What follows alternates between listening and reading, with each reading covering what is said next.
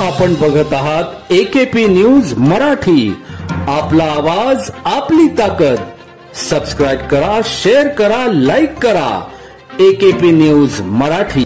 नाशिकच्या भांडी बाजार येथील गिरीश दिनकर शेटे यांच्या भांड्याच्या दुकानातून 3 अनोळखी महिलांनी एक गणपतीची मूर्ती व 4 हत्तीच्या मूर्त्या चोरून नेल्याबाबतची तक्रार 20 ऑगस्ट रोजी सरकारवाडा पोलीस ठाण्यात दिली।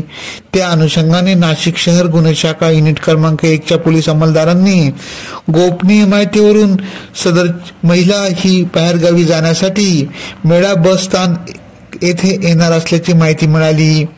त्वरित वरिष्ठांच्या मार्गदर्शनाखाली सदर ठिकाणी जात सापळा रचत सुमनबाई सावळीराम जाधव वय 55, फुलाबाई शिवाजी गायकवाड वय 35, कमळबाई राधाकिशन जाधव वय 45 सर्व राहणार छत्रपती संभाजीनगर यांना सापळा रचत ताब्यात घेतले। त्यांची विचारपूस केली असता त्यांनी गुन्ह्याची कबुली दिली। त्यांच्याकडून 15,500 रुपये किमतीचा मुद्देमाल हस्तगत करत पुढील कारवाई कामे सरकारवाडा पोलीस स्टेशनच्या ताब्यात देण्यात आले।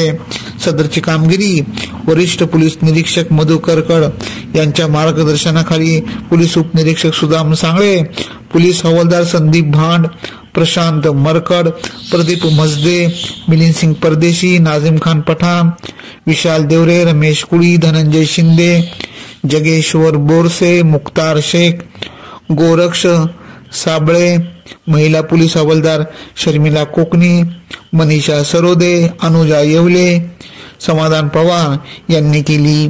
AKP न्यूज साठी ब्युरो चीफ अनवर खान पठाण, नाशिक।